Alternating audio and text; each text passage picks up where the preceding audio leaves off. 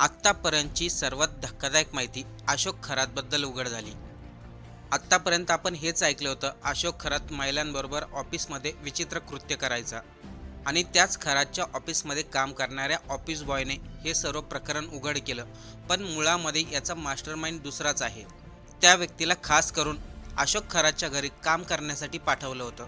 ऑफिसमध्ये खरात तर चाळे करायचाच, पण त्याच्या घरी देखील तो बायका मुलींना आणायचा, बेडवरतीच लघवी करायचा, समुद्रातील साप, तंत्रमंत्र अशा अनेक गोष्टींचा खुलासा त्याच्या घरामध्ये गुप्तहेर पेरलेल्या माणसानेच केलाय. तो व्यक्ती नेमकं कोण होता? त्याला खरातच्या घरामध्ये कामासाठी का पाठवण्यात आलं होतं? ऑफिसमध्ये जे घडलं नाही त्यापेक्षाही भयंकर खरातने आपल्या घरामध्ये केलंय. नेमकं तो व्यक्ती कोण होता ज्याने खरातच्या घरामध्ये कामासाठी माणूस पाठवला आणि नेमकं असे कोणते खुलासे झालेत? चला सविस्तर या व्हिडिओमधून पाहू. चॅनेलवरती नवीन असेल तर सबस्क्राईब करायला विसरू नका.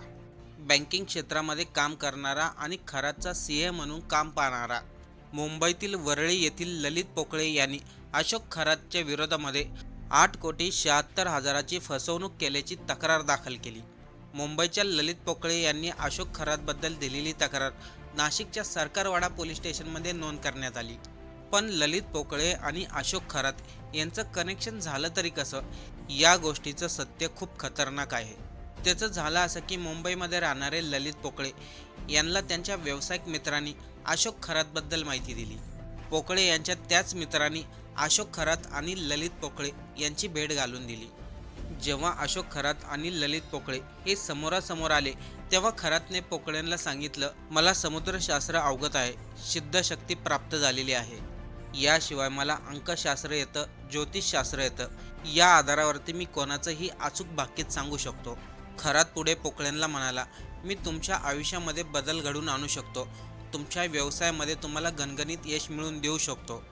ललित पोकळे यांनी देखील यासाठी तयारी दाखवली. पुढच्या वेळेस पोकळे ज्यावेळेस अशोक खरातला भेटायला गेले त्यावेळेस खरातने पोकळे यांना सांगितलं, तुमचा जन्म नाशिकमध्ये झालाय. त्यावेळेस ललित पोकळे यांना आश्चर्याचा धक्का बसला, कारण की त्यांनी स्वतःबद्दल कोणतीही माहिती खरातला सांगितली नव्हती. मग खरातला कसं काय समजलं? पोकळे यांचा जन्म नाशिकला झाला होता, त्यामुळं ललित पोकळे यांना देखील अशोक खरातच्या प्रत्येक गोष्टीवरती विश्वास बसू लागला आणि मग इथून पुढे अशोक खरातने आपल्या चाली खेळायला सुरुवात केली. आता या सर्व गोष्टीचं कनेक्शन खरातच्या घरामध्ये काम करणाऱ्या व्यक्तीबरोबर कसं आहे ते आपल्याला व्हिडिओमध्ये पुढे समजेल. ललित पोकळ्यांना खरातवरती विश्वास बसलाच होता तेव्हा खरातने प्रसादाच्या नावाखाली हात चलाकी करून हवेमधून काजू कतली काढून दाखवली. आता तर पोपळे खरातवरती डोळे झाकून विश्वास करायला लागले. ललित पोपळे जेव्हा अशोक खरातकडे भेटण्यासाठी यायचे तेव्हा त्यांच्याबरोबर त्यांचा एक मित्र देखील यायचा. अशोक खरातने त्या मित्राबद्दल देखील भाकीत सांगितलं, तुमच्या मित्राला येत्या काही दिवसामध्ये कॅन्सर होणार आहे आणि त्या कॅन्सरमुळेच तुमच्या मित्राचा मृत्यू होणार आहे. आणि योगायोगाने झालंही तसंच. खरातच्या मित्राचा कॅन्सरने मृत्यू झाला. यानंतर मात्र ललित पोपळ्यांना अशोक खरातवरती प्रचंड विश्वास बसला. पण पोपळ्याच्या मित्राच्या बायकोने सांगितलं, अशोक खरातला हे अगोदरच माहिती होतं, त्यांना कॅन्सर आहे आणि ते वाचू शकणार नाही, पण तोपर्यंत उशीर झालेला होता. पुढे खरातने स्वतःला मुंबईमध्ये राहण्यासाठी आणि वेगवेगळ्या ठिकाणी फिरण्यासाठी एक चांगलं हॉटेल ललित पोपळे यांना बुक करण्यासाठी सांगितलं. फिरण्यासाठी चांगल्या गाडीची व्यवस्था करायला लावली. एवढंच नाही तर खरात पुढे पोपळ्यांना म्हणाले, शक्तिपीठ महामार्ग इथून जाणार आहे, या ठिकाणी तुम्ही एक प्लॉट खरेदी करा, फायद्यात राहील. पोपळेने देखील खरातने सांगितल्याप्रमाणे तिथे प्लॉट खरेदी केला, परंतु तिथून शक्तिपीठ महामार्ग गेलाच नाही. तेव्हा पहिल्यांदाच पोकळे यांना समजलं, खरात यांनी केलेलं भाकीत हे खोटं ठरलं. 2023 अशोक खरातने पोकळ्यांना सांगितलं, तुमच्या आईचा लवकरच मृत्यू होणार आहे, हे जर आपल्याला टाळायचं असेल तर आपल्याला अवतार पूजा करावी लागेल. यासाठी तुम्हाला आणि तुमच्या आईला मिरगावच्या ईशान्येश्वर मंदिरामध्ये यावं लागेल आणि त्या मंदिरामध्ये आपल्याला मोठी अवतार पूजा करावी लागेल. या पूजेसाठी 5 कोटीचा खर्च लागेल. जर ही पूजा केली नाही तर तुमच्या आईचा मृत्यू होईल. पोपळ्यांना अगोदरच खरातवरती विश्वास बसलेला होता, त्यामुळं पोपळे खरातला पैसे देण्यासाठी तयार झाले. पोपळ्यांनी आईसाठी अवतार पूजा करावी म्हणून खरातला 4,50,00,000 रुपये दिले. त्यानंतर 10 दिवसांनी खरातने पोपळे आणि त्यांच्या आईला आशापीर दर्ग्यामध्ये नेलं, तेही रात्रीच्या 7च्या दरम्यान.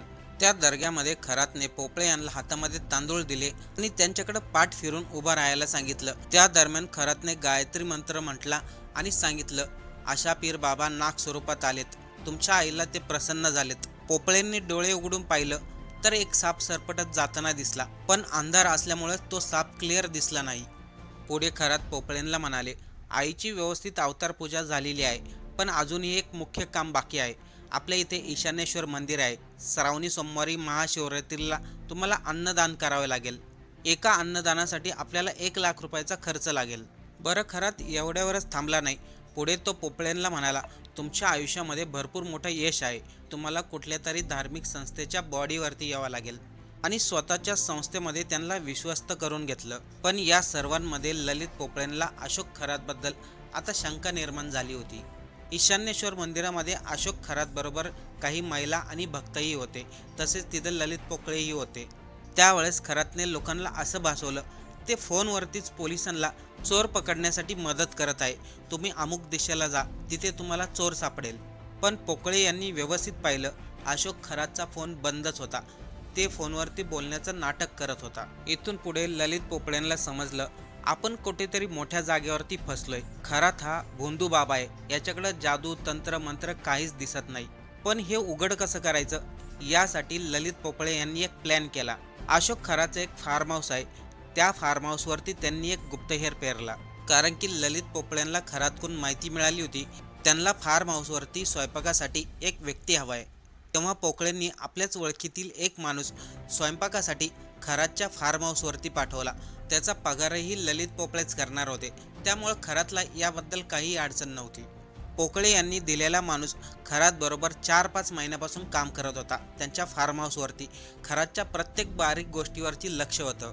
याच दरम्यान पोकळे खरातकडे गेले. 2024चा टायमिंग होता. पोकळेंनी खरातला आपल्या आईबद्दल विचारलं. तेव्हा खरातने सांगितलं, तुमच्या आईच्या जीवाला काहीही धोका नाही, पण वडिलांच्या जीवाला धोका आहे. त्यांचा मृत्यूयोग टाळायचा असेल तर आपल्याला तिरुअनंतपुरमला जाऊन तिथे पूजा करावी लागेल.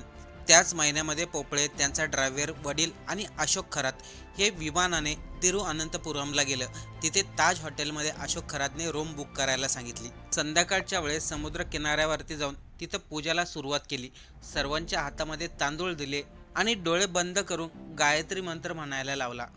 त्यानंतर 2 मिनिटांनी सर्वांना डोळे उघडायला लावले आणि खरातने सांगितलं, ते पहा, समुद्रामधून नाग येतोय. स्वतः नाग देवता प्रसन्न झालेत. तुमच्या वडिलांना दीर्घ आयुष्य लाभलंय. आपली पूजा जरी संपलेली असली तरी देखील तुम्हाला अन्नदान चालू ठेवावे लागेल. वडिलांच्या पूजेसाठी खरातने पोकळेंकडून 2 कोटी रुपये घेतले. आईच्या पूजेसाठी 4,76,00,000 रुपये घेतले होते. इकडे पोपळ्यांनी खरातच्या फार्म हाऊसवरती गुप्तहेर म्हणून कुकला ठेवलं होतं. त्या कुकने चांगलं जेवण तर बनवलंच, खरातचा विश्वासही संपादन केला. पण त्या कुकने खरातबद्दल आणखीन काही माहिती गोळा केली. त्या फार्म हाऊसवरती खरात काही तरुण मुलींना आणायचा, काही बायकांना घेऊन यायचा.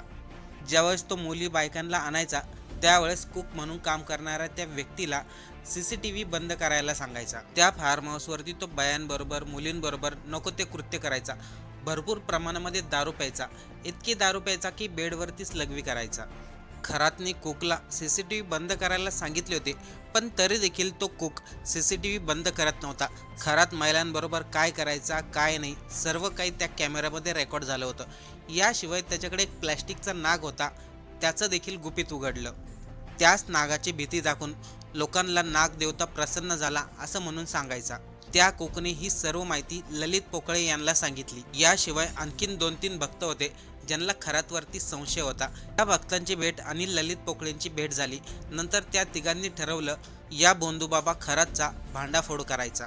पण त्याच दरम्यान त्यांना माहिती मिळाली, खरातच्या ऑफिसमध्ये काम करणाऱ्या ऑफिस बॉयने काही CCTV फुटेज आपल्या मोबाईलमध्ये घेतलेत. त्या ऑफिस बॉयला ललित पोकळे आणि आणखीन 2 भक्तांनी गाठलं. त्याच्याकडून ते CCTV फुटेज जप्त केले आणि शिर्डी पोलिसांना दिले. यानंतर खरातचं सर्व भांडाफोड झालंय. जर ललित पोकळेंनी आपल्या व्यक्तीला खरातच्या फार्म हाऊसवरती कुक म्हणून पाठवलं नसतं तर हे सर्व कदाचित उघड झालंच नसतं.